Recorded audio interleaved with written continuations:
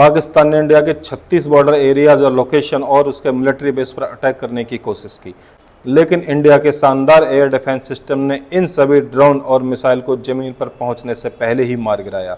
India के air defence system में multiple layer की सिक्योरिटी लगी है, जिसके बारे में एक एक करके बात करते हैं। सबसे पावरफुल इंडिया का एयर डिफेंस सिस्टम 400 है, जो रसिया से हमने खरीदा है। इसमें लगे मिसाइल 400 किलोमीटर की दूरी तक के किसी भी मिसाइल, ड्रोन, फाइटर जेट को हवा में मार गिराने में सक्षम है। और सबसे अच्छी बात इसमें यह है कि इसमें एक मोबाइल एयर डिफेंस सिस्टम है, जिसको ज़रूरत के हिसाब से अलग अलग लोकेशन पर ट्रक की हेल्प से ले जाया जा सकता है। इस सिस्टम में मल्टीपल डिवाइस होती है, जिसका सबसे पहले काम होता है टारगेट को डिटेक्ट करना, जिसके लिए ट्रक पर माउंटेड यह रडार 600 किलोमीटर के रेडियस तक किसी भी खतरे को डिटेक्ट कर सकता है। अब इसकी टेक्नोलॉजी इतनी एडवांस है कि यह इस रेंज में high speed jet, high attitude missile और गाइडेड क्रूज मिसाइल जो लो एटीट्यूड पर फ्लाइंग करती हैं, उनको भी यह 600 मीटर की दूरी तक पकड़ लेता है। और सबसे अच्छी बात, 300 प्लस टारगेट को यह एक साथ पकड़ने में सक्षम है। टारगेट मिलने के बाद इंफॉर्मेशन कमांड पोस्ट को सेंड की जाती है। कमांड पोस्ट इस पूरे डिफेंस सिस्टम का मास्टरमाइंड होता है। यह देखकर समझ जाता है कि टारगेट कहां से आ रहा है और इसका साइज कितना बड़ा है। यदि मल्टीपल टारगेट आ रहे हैं तो सबसे पहले किसको फायर करना है और सबसे इंपॉर्टेंट टारगेट के हिसाब से कौन से मिसाइल को लॉन्च करना है, यह सब डिसाइड कर लिया जाता है। तो अब बारी आती है मिसाइल को लॉन्च करने की।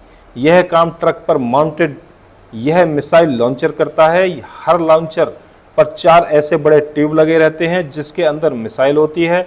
तो एक लॉन्चर के पास 4 मिसाइलें होती हैं, जिसके पीछे लगे कमांड यूनिट और रडार मल्टीपल मिसाइल लॉन्चर को एक साथ में कंट्रोल कर सकते हैं। तो एक लॉन्चर के पास से टोटल 8 से 12 यूनिट होते हैं। यदि 8 लॉन्चर यूनिट हैं तो 32 मिसाइल एक लॉन्चर के पास होंगे। और इंडिया के पास टोटल 5 स्क्वाड्रन है, जिसमें 160 missile any time stand by mode पर होते हैं, जिसका मतलब इसको सिर्फ कमांड यूनिट के ऑर्डर का इंतजार रहता है। यह जो लॉन्च यूनिट होता है, यह कोल्ड टेक्नोलॉजी यूज करता है, जिसमें ट्यूब के नीचे एक गैस जनरेटर होता है और इस गैस जनरेटर में एक सॉलिड प्रॉम्प्लेंट फ्यूल को भरा जाता है।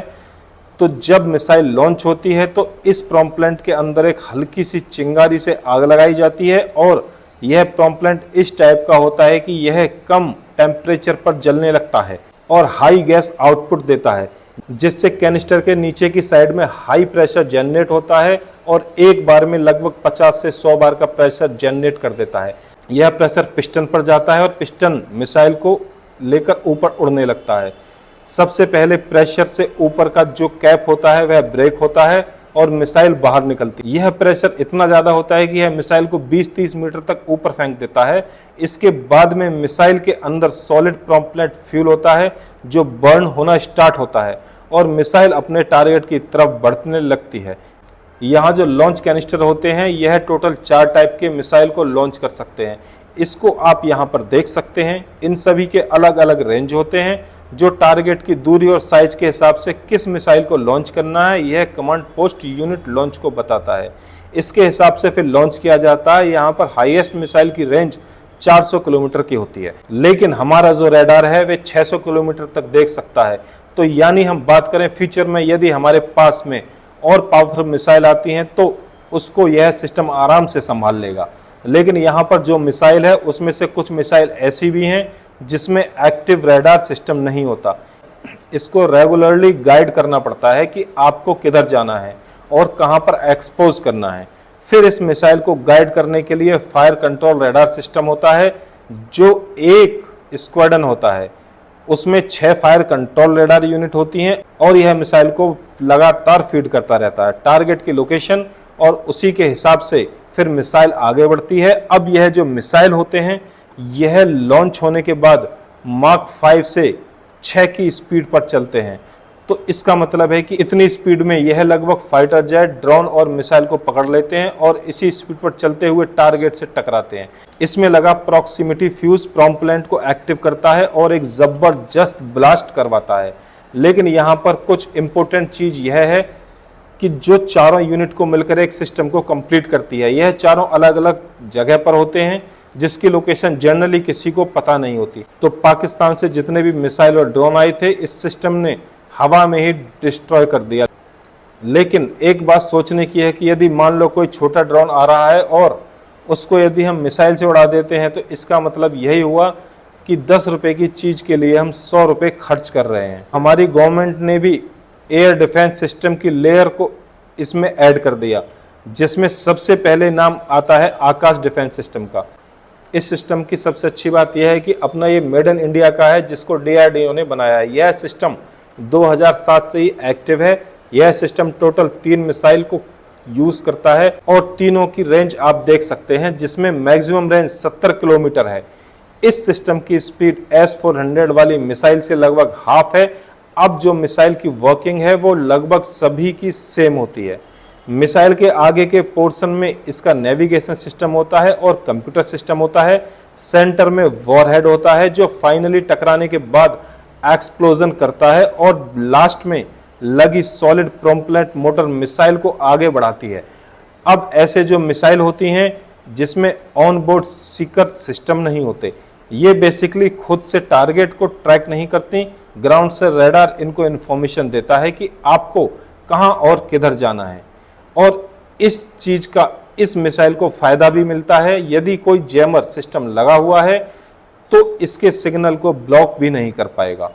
इसके बाद में सिक्योरिटी की नेक्स्ट लेयर, जिसमें medium range surface air missile system भी इंडिया के पास से अवेलेबल है, जो फास्ट मूविंग ड्रोन के हिसाब से ऑप्टिमाइज है और 70 से 100 किलोमीटर के एरिया में अच्छे से काम करता है। इसके अलावा हमारे पास में डिफेंस की एक और लेयर है जो मुझे काफ़ी पसंद है, इंटीग्रेटेड काउंटर्ड US ग्रिड।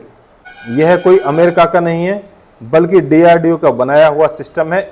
इसमें बहुत सारे सेंसर लगे होते हैं, जिसमें कैमरा भी होता है जो ऑब्जेक्ट की इमेज दिखाता है और इंफ्रारेड सेंसर ऑब्जेक्ट के थर्मल इमेज जनरेट करता है। इसके बाद में इलेक्ट्रॉनिक वॉरफेयर यूनिट, जिसमें रेडियो फ्रिक्वेंसी सेंसर इसके कम्युनिकेशन सिग्नल को कंट्रोल करता है।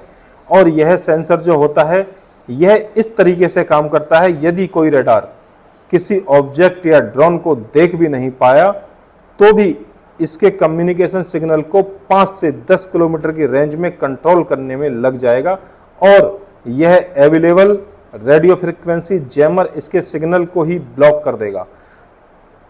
तो या तो ड्रोन कहीं पर लॉस्ट हो जाएगा या कहीं पर जाकर गिर जाएगा। पाकिस्तान ने जो भी एयर स्ट्राइक की थी, इसमें यह सिस्टम बहुत ही अच्छे से काम कर रहा था।